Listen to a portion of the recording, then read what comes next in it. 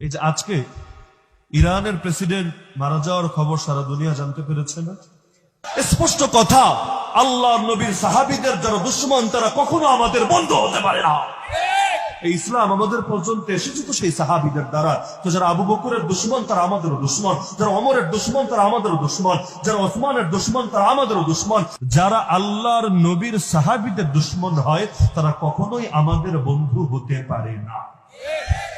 রোমার পারস্য আল্লাহ নবীর জামানায় যুদ্ধ চলছিল, এক দলের দ্বারা আরেক দল বিভিন্ন সময় তারাও জুলুমের শিকার হতো, কিন্তু কাফের তো কাফেরই। তো রোমার পারস্য যুদ্ধ চলে বলে এখন ধর্মীয় আদর্শকে ভুলে যাওয়ার কিন্তু সুযোগ থাকে না।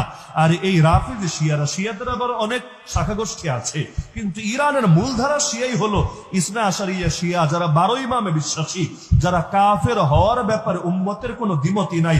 আরে যারা আল্লাহ নবীর সাহাবীদেরকে গালিগালাজ করলে পেটের ভাত হজমই হয় না।